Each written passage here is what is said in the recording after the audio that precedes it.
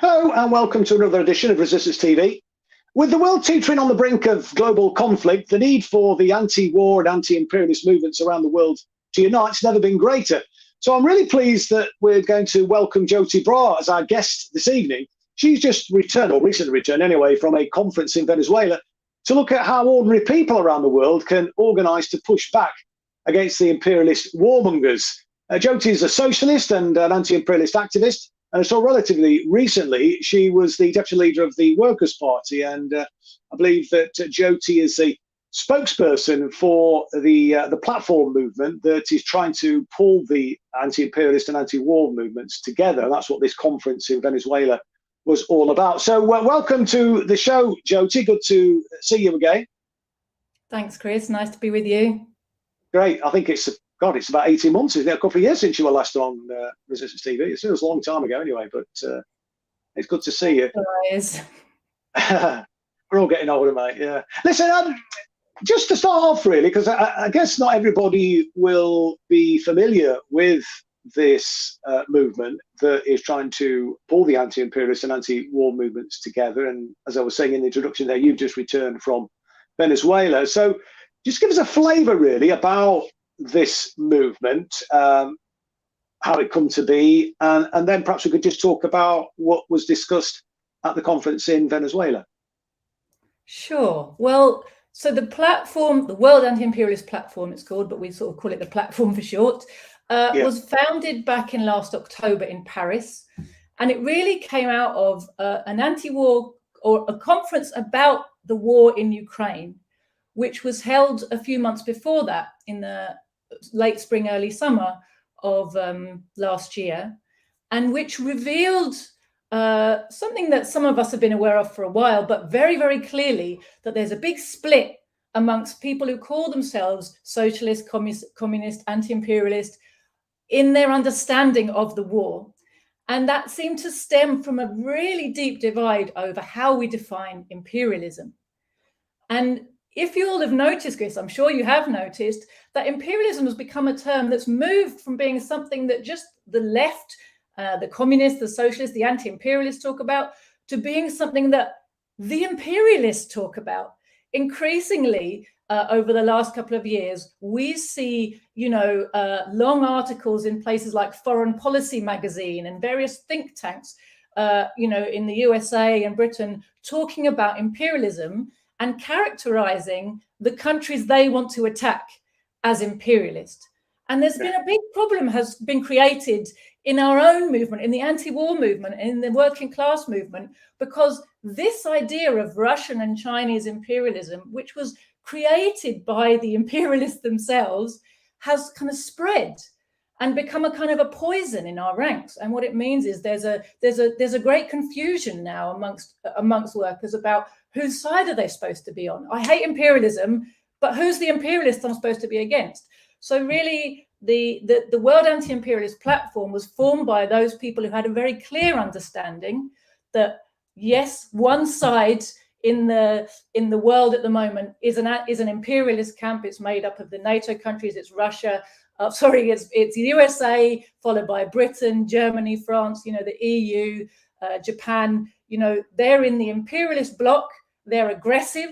They are starting wars, driving us towards a third world war to save their system, which is in crisis. And then on the other side, we see coalescing a bloc of countries that's growing all the time, who are imposing this drive to war, opposing this drive for hegemony, opposing the profiteering and the domination of the imperialist countries. And they are independent. Some of them are socialist. Some of them are just national bourgeois independent countries. But they are anti-imperialist as a bloc, we characterize. And this understanding is really necessary for workers, because without it, we don't know what our job is in the anti-war movement, do we? So the platform came together in order to give this clear understanding and to try, therefore, to bring people together in united action on the side of the anti-imperialist camp. Because what we've also understood is that if the imperialists get their way and win their wars, the wars they're desperate to have against Russia, against the North Korea, against Iran, against Venezuela, against China, if they win these wars, which is, they're turning it into one big war, Chris, is, you know, we're heading for global conflagration, the way they're accelerating this war drive. If they win, it's a catastrophe for humanity that, you know, we're going to have 20, 30, 40, you know, more years of this profiteering, domineering, you know, pushing workers into the mud while the rich get fewer and richer. And they continue to loot the planet for the benefit of a tiny handful of super rich. I mean, what I found a bit disappointing, Joti, is some of the trade union leadership support for this proxy war in Ukraine, and you know, talking about the importance of continuing to supply weapons to Ukraine Nazis. Let's be honest about it. It's certainly very influential, the Nazis in Ukraine. I mean, as far as the platform movement that you are a spokesperson for, I mean, have you had any discussions with trade union leaders around the world? Is there plans to do so? Is there any support from any leading trade unionists around the world for this movement, which is so crucially important to the, you know, we're facing an existential threat, aren't we, really, from war? Because, you know, a global conflagration could escalate into nuclear annihilation. What's your take on the you know, where some of the trade unions anyway are at, and what I think the scope is to get the trade union leaders on side? It's a really good question, Chris, because of course the power of workers organized in trade unions, their ability actually to scupper the war plans of the imperialists is immense. That is a huge power that right now is latent. Nowhere in the imperialist world is there a trade union movement that's prepared to harness the power of its members to sabotage, disrupt, stop the war machine, which they could do. We, you know, let's be in no doubt about it, that should be our demand to our unions. We refuse to cooperate with these wars, but the only way to refuse our cooperation is collectively. And that means we need to do it through the unions with mass actions, you know, refuse to move the materials, refuse to broadcast the war propaganda. You know, all the jobs that are needed to make the war happen are done by workers, you know, and the trade union movement could and should be having a huge impact on that. So on our list of demands is absolutely that this should be our call in every country. We should be mobilizing actively through the unions, through civil society, through every type of organization, these active campaigns of non-cooperation with the war effort, anywhere where there are NATO bases and NATO war effort is happening, which, let's face it, is nearly everywhere. But you're right, in the imperialist countries, we see the exact opposite. These type of demands fall on totally deaf ears. Our trade union leaders, in quite the reverse, are determined to show their loyalty to British imperialism no matter what. The only action we've seen in Britain to try to sabotage any war effort or to throw their weight behind any action in this war has been trade unions asking their members not to cooperate with putting oil on Russian ships.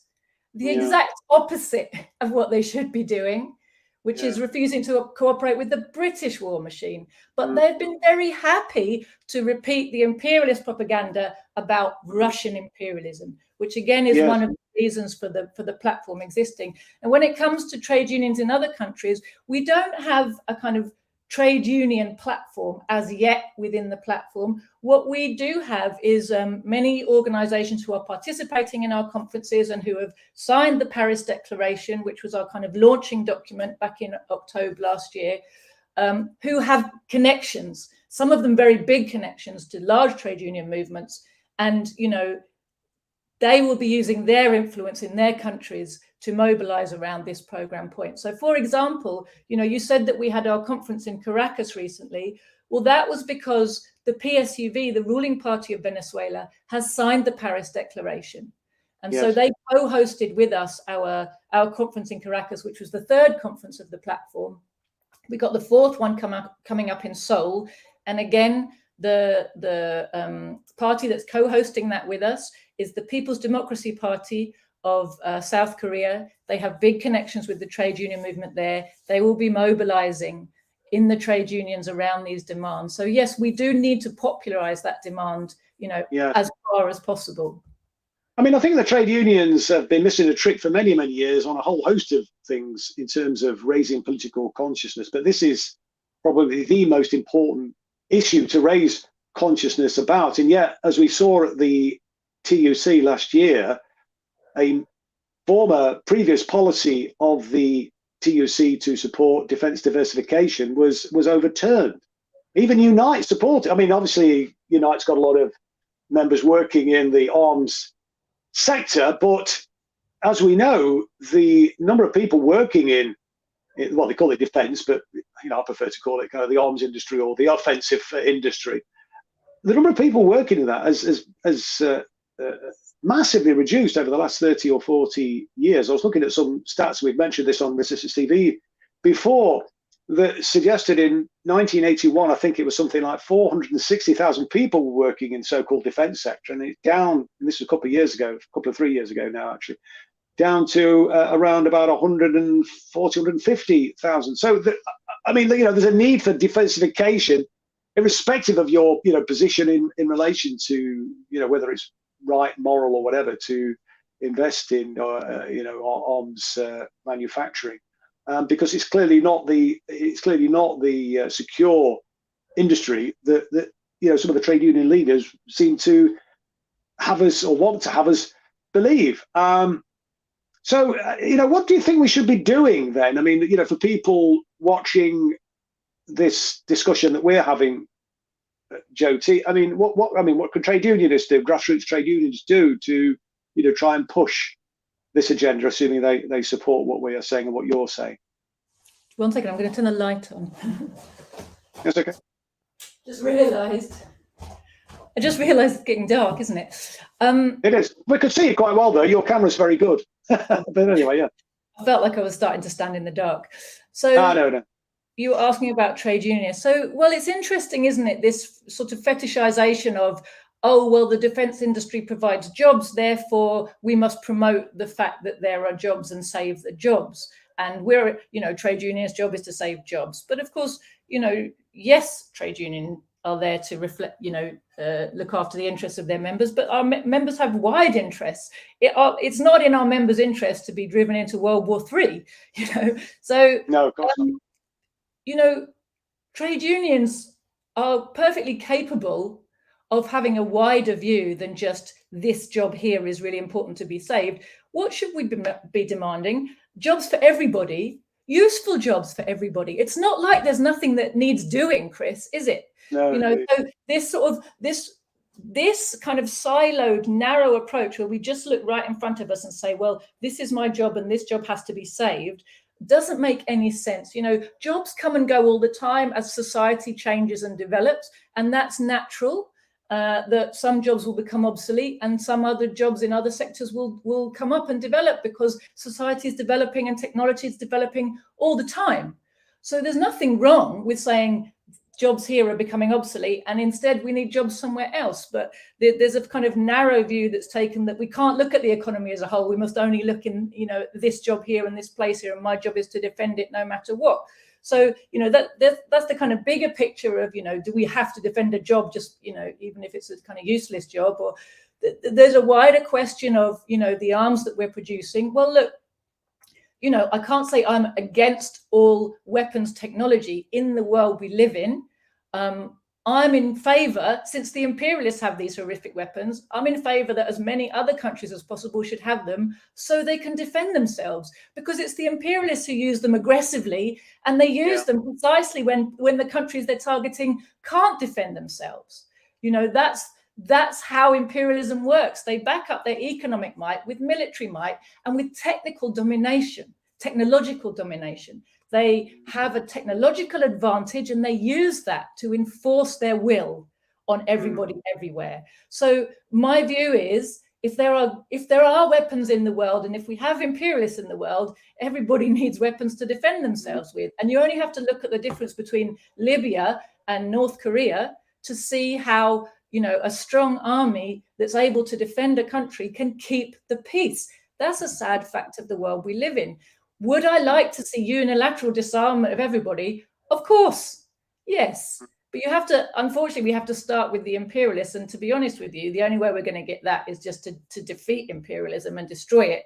They're not going to sit down and negotiate their surrender. You know, you only have to look at the treaties they made with the Soviet Union. They made treaties to reduce numbers of missiles at a time when they were trying to woo a Soviet Union that was declining and on the path towards the coup and the collapse that came later. They didn't really mean it. As soon as the Soviet Union was gone, they were busy rearming themselves. You know, we were told that without the Soviet Union, there'd be no need for all these weapons and there'd be a peace dividend. Peace dividend, indeed. What happened after the Soviet Union collapsed? They had an orgy of looting the resources of the former Soviet Union, followed by an orgy of wars around the world to try to crush all dissent. They thought they had an opportunity of no one to stop them, and they took it. And that's one of the things the platform's really aware of, you know, the fact that this orgy of looting that gave a shot in the arm to a system that was in crisis back in the 1980s is exactly what the imperialists are trying to get to again. They want an orgy of looting of the resources of Russia and the resources of China. They want to break it up. Do you ever hear them talking about decolonization? It's amazing how they've moved the terminology of Marxism into the imperialist narrative. And now they talk about Russian imperialism and decolonizing Russia. And what they mean is breaking it into pieces so we can control it and loot it. Do you say a bit more, because you mentioned in your opening remarks, Joti, about how they're trying to flip this notion of imperialism to accuse Russia and certainly China of being imperialist, and yet China surrounded by, you know, NATO bases, Russia similarly. Just say a bit about, you know, the reality of the situation that Russia's confronting and what China is confronting, and maybe also say a little bit about their foreign policy activities as opposed to, you know, the West's foreign policy and the way they conduct themselves, to the kind of gunboat diplomacy that we've seen over the last couple of centuries or so. But, you know, to the reality of the situation, first of all, for China, facing China and Russia, and then say a little bit about that, you know, how they go about their foreign policy. Sure. Well, you know, this using of the word imperialism against Russia, against China, against essentially any country that's quite big and has a developing economy, there's no economic data to justify this characterization. You know, these are countries that don't live by super exploiting or looting the world. They don't put other countries into military, into technological, or into debt slavery. It's the opposite, in fact. You know, China is famous for conducting its trade in very beneficial terms to the countries it's trading with, no matter how big or small that country's economy may be. They transfer technology. You know, the Russians offer military assistance to help countries which are finding it hard to break free of imperialist control and looting to become independent and start to develop their own economies in their own interests without this constant looting and bullying of the imperialists. So they're actually, Russia and China between them, with technological assistance, with trade assistance, with military assistance, they're actually offering a space for smaller developing countries to start to break out of this imperialist enslavement trap that they've been in for so long. And you know, Russia and China really have made themselves the targets for the imperialists, not by anything they've done in terms of, you know, they're not aggressing anybody. They don't put their bases around us, as you pointed out, Chris. It's quite the opposite. It's simply that they retain their independence and they're assisting other nations to gain theirs. And so, but, you know, even if they weren't helping anybody, even if they were just saying, no, I have the right to remain independent, the fact that they're doing that on a big territory with a lot of resources, that is an absolute anathema to imperialism. And particularly imperialism right now, which is suffering a deep economic crisis, is desperate for sources of profit. And we see that at home. They're privatizing everything in sight, right? The Treasury is constantly printing money to subsidize this industry and that industry, the arms industry, the energy industry, the subsidy after subsidy, subsidies to bail out the stock market, to bail out the failing banks. They're desperate for sources of profit. And any country that doesn't allow looting on the imperialist terms, where they get super profits, maximum profit, is an impediment to their ability to get profits. And their systems in crisis, they just can't allow it, So Russia and China, it's not what type of government they have. It's not what kind of social system they have. It's not anything they've done or not done. It's just existing in an independent way, which makes them the target of the imperialists. And the interesting thing is that they've started to realize it. Well, they have realized it, finally realized it. For a long time, Russia and China, both, they could see that the West was kind of edging towards them and trying to surround them and becoming more and more bellicose and aggressive. And they tried to show, look, we're no threat to you. We'll be your partners in the world. We will, but they expected in return to be treated as equals, as partners, as independent entities. And of course, the imperialists can't have that. And no amount of pacification on the part of China or Russia would make the imperialists let them alone. And they finally realized that that's the case. And what's really interesting is the way that the imperialists plan to break them apart and loot them, break them into pieces and use breaking Russia as a springboard to then breaking China. They're achieving the opposite. They're achieving the unity of Russia and China, just the thing that they really didn't want to happen. They've made it happen.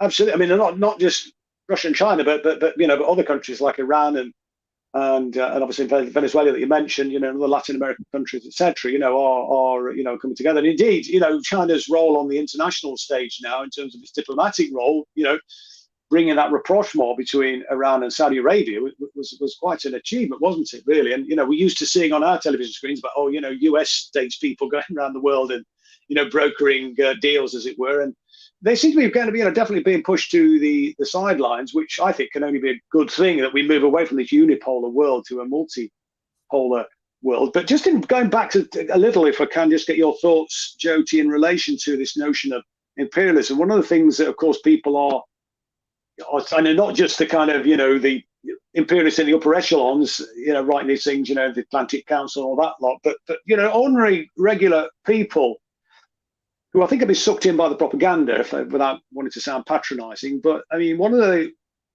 ways in which they are making the case or arguing the case that Russia is an imperialist power is the war in Ukraine.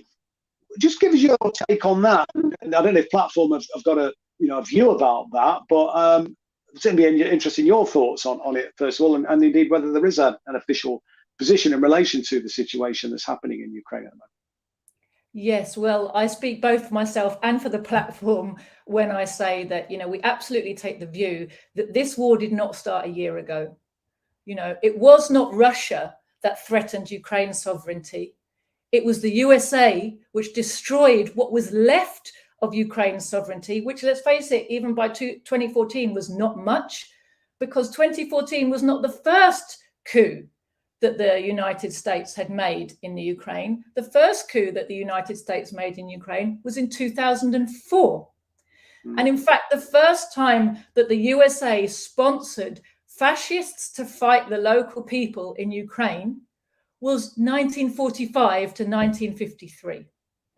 They haven't stopped sponsoring Ukrainian fascists who were allied to Hitler during World War II. Since World War II ended, Ukraine was always their primary means of trying to mobilize people against the USSR. The ultra-nationalists who were traditionally based in the western part of what was the Soviet Republic of Ukraine.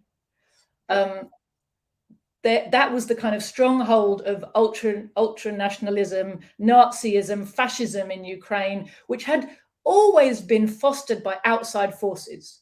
You know, it began as a force, as an anti-Soviet force in the very early days of the revolution, and it was used by the British. Then it was taken over by the Germans during the 30s and the Second World War. Stepan Bandera, who's hailed as the national hero of the Ukrainian fascist government today, was a Nazi, an actual Nazi who carried out, you know, a part of the Holocaust on behalf of the Third Reich against Jews, against Poles. You know, horrendous crimes committed against the Ukrainian people, or the people of the Ukrainian Soviet Republic, by these fascists during World War II. You know, you could go on and on. But in 2014, that Maidan coup that we all remember, that, you know, the Euro Maidan, and it was glamorized all over our media as this great pro-democracy protest, was a fascist coup sponsored by the USA and the European Union, but particularly by the USA. And the Ukraine ever since has been a fiefdom of the CIA, essentially. It hasn't had any sovereignty. It has had puppet governments. It has had comprador rulers, and essentially it's been directed from the White House and the Pentagon and the CIA offices in Virginia, Langley, Virginia, sorry. And, you know, the idea that this decontextualized narrative that we get in our media, it's classic, you know, because you look at Palestine all the time, how for 70 years we've had a narrative in the West about Palestine which takes away all context. Like, there's no history. Every event that happens is presented as if it just came out of the blue. Well, this thing happened. Oh, violence is not very nice, is it? You know, of course, violence is not very nice, but that doesn't tell you anything about where the violence came from, who's responsible for it, you know, what's it in response to, what's the history, who are the forces on each side, what are they trying to achieve, you know, all of that. The fact is that Ukraine has been turned into a CIA playground, awash with Nazi armed bandits, so that it can be used as a battering ram against Russia. And the first thing they did was turn on the Russian people who lived inside the borders of what was the Soviet Republic of Ukraine, which was a multinational state. It wasn't an ethnic Ukrainian state in the nationalist sense. People called themselves Ukrainian because they lived in the Ukrainian Soviet Socialist Republic. But half of that used to be in Russia. You know, they were Russian people. There's no historical basis for saying these people are Ukrainian in an ethnic or national sense. That was fine. They didn't need to be, you know, under socialism, people can live together no matter what their nationality perfectly happily. And they did. And there was no problem between these brother peoples, as you know, the Russians continue to say, we are brother peoples, Ukrainians and Russians. There's no difference between us. This is being whipped up by outside forces against our interests, and we don't want it. But it got to a point in 2022 where they were forced. The Russians had been so patient. For 8 years, they watched their compatriots being bombed, shelled in the Donbass, you know, the regions of Ukraine which had refused to go along with the fascist coup and had risen up in resistance. They had referenda to say they wanted autonomy. They had armed themselves to defend themselves against these fascists and the Ukrainian army, which is essentially a Nato army, but also riddled with fascists. You know, they had risen up to defend themselves against these people who were conducting ethnic pogroms against them, who were, you know, saying that Russians are second-class citizens and you know, shouldn't be allowed to do this, that, and the other. And they were trying to create this kind of two-tier ethnic apartheid within, you know, the boundaries of what had been Soviet Ukraine. And the people who resisted them, they shelled and bombed them for 8 years. You know, 14,000 people died. Nothing in our media, nothing at all. And didn't Zelensky say actually that Israel would be a good model for Ukraine? And just picking up on that, you know, two-tier kind of societal scenario, you know, with the second-class citizens in Palestine, you know, the way in which the Palestinians are treated, you know, in apartheid Israel, you know, you've got the president of Ukraine saying, you know, that's the great model, and I suspect that's the sort of thing that he's got thinking. But just perhaps in conclusion, Joti, because we've been going for half an hour now already, really, and you know, we could talk for a lot longer, of course. I just wanted to, I mean, you mentioned about the technological advantage that the West has had over other nations around the world. But that technological advantage, I think, has diminished and maybe even is being superseded now by China, do you not think? And I just wanted to get your thoughts on that. And also, the response to that, this kind of AUKUS deal. And I don't know if you've paid much attention to, the Australian position and where the platform is, because they're basically, a poodle of the United States. And they I think the vast bulk of their trade is with China. And yet the politicians are out of touch across the West. It's clearly in this country, but it seems it's just as bad in Australia. Talking about this sort of yellow peril, the impending sort of domination and potentially even military intervention by China against Australia. It's absolutely bloody ridiculous. But these are the politicians that are making this case, and of course now Australia's signed up to this ridiculous AUKUS deal. So when they could say a little bit about the technological advances that China's made and how they seem to be, in my opinion anyway, seemingly kind of superseding, certainly matching, and in some areas maybe even superseding the West, and get your thoughts really about that and this AUKUS deal, which it seems to me to be a kind of response to that. Yeah, it's a very good question, Chris. Ever since the October Revolution and the beginning of the socialist world, the socialist era, if you like, opened in the world, there's been an understanding that the key thing for socialism to do in order to succeed is to advance technologically and break the technological monopoly of the imperialists. So far, we haven't yet lived in a world where socialism is dominant. Even where socialism was growing and on the up, imperialism was still bigger than socialism for the time being. And the ability of the imperialists to keep being imperialists really rests on their technological dominance, as we were talking about earlier. So just as the Soviets shocked the USA by putting the first man into space, first satellite and the first man, the USA went, we didn't think they could do that. They'd been resting on their laurels, and suddenly they were throwing resources into R&D, and they were like, we can't let this happen, because the imperialists understand too that their ability to dominate the globe rests on having the best technology. Just like in the early days of the colonizers, they were societies that in some ways were far advanced of us in the kinds of things that they were able to do. But socially, they weren't as far advanced in terms of, we had bourgeois economies and that type of organization as opposed to feudal or other types. But we had this technology of guns. These metal weapons that we could bring to bear were overwhelming in terms of their technological dominance. And it made the Europeans seem invincible. And so for a period, Europe could just go around the globe saying, I'll have that, I'll have that, I'll have that, because I've got these guns and you can't do anything about it. Well, this is what imperialism has always rested on, Chris. And, the more loot it attracts to itself, the more it works to maintain that dominance. And of course, the highest level of R&D goes into the armaments industry. The most advanced technology is always in the weapons, because it's the weapons that back up the finance, that back up the ability to stay on top. And so, just as the Soviets realized that, the Chinese realized that, and they've been quietly, slowly but surely building up their technological abilities. And some time ago, they identified key areas of research and development that they needed to get on top of and have an independent ability in. It's no good to buy your technology from the imperialists, and they've always got you.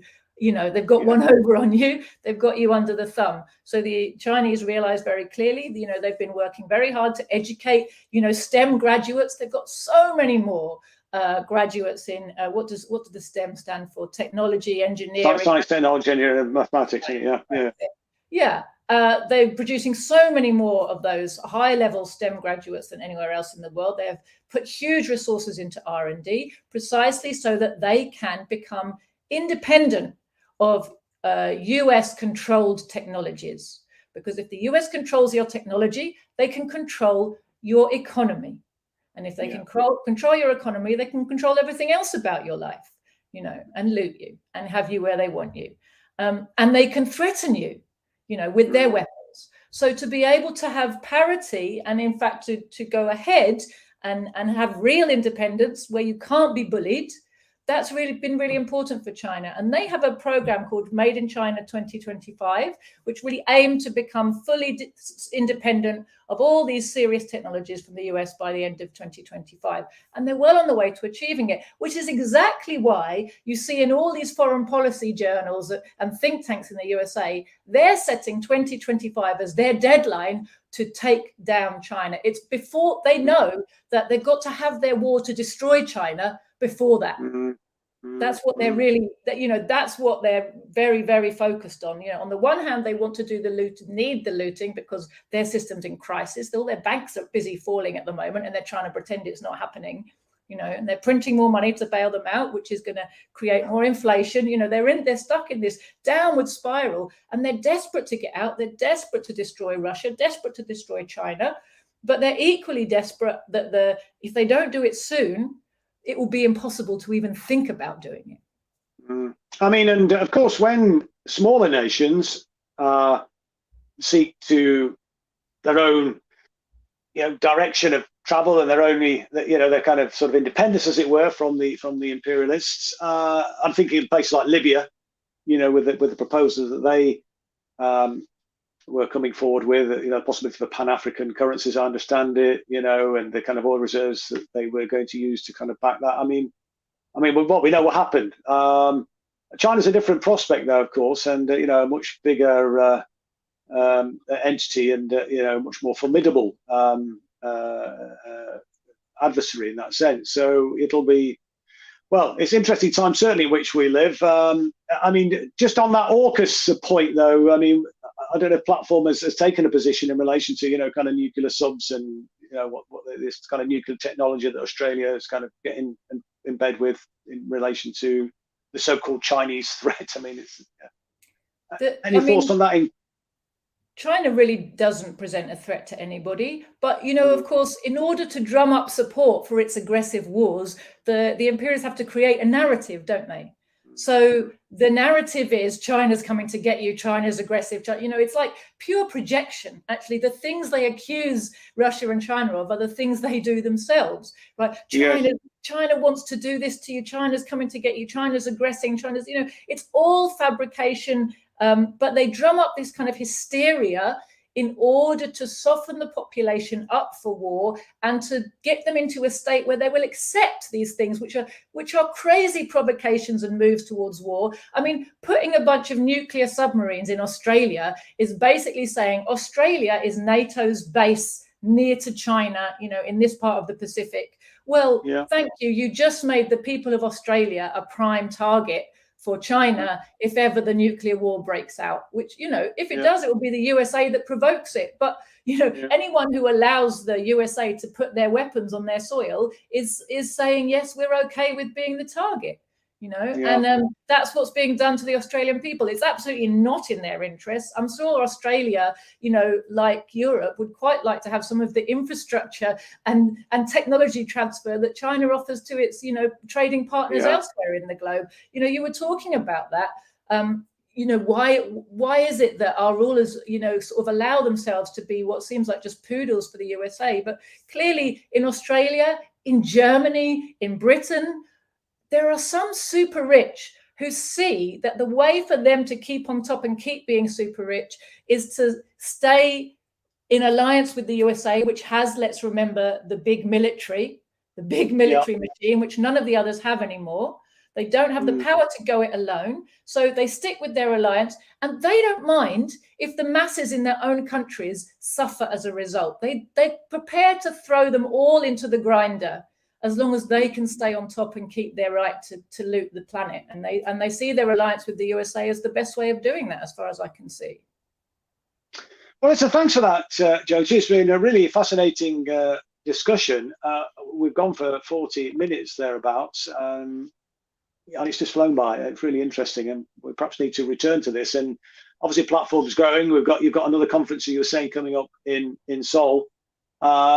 So that'll be interesting. Maybe we'll get you back after that event and see how things have developed. But just in the meantime, Joti, could you perhaps give a link or a social media handle where people can find out more information about platform, and also where people can follow your work? Yeah, for sure. Thank you. So the platform has a website, which is WAP21.org. We also just launched a news website called Platform News, wapnews.org, wapnews.org. It has a Telegram channel, Platform News, and I have a Telegram channel, Joti Brar, and my party also, the Communists. So I personally, I like Telegram as a form of social media. I find it a lot less distracting than all the other ones. You can just go to what you want. We don't do any spam. There's 1 or 2 updates a day, but it's pretty useful analysis. So that's where I like people to find me. Great. And your speech, I believe, is available that you made at the conference in Venezuela online, isn't it? So if people are interested in what you had to say, they can go and find that probably on your Telegram channel, I think, can they? Yeah. Yeah, great. Well, listen, thanks very much indeed then, Joti Brar, for coming on this evening. And thank everybody for watching. That's it for this evening. We'll see you next week at 7 o'clock on Resistance TV. So until then, this is me saying goodbye. Good night.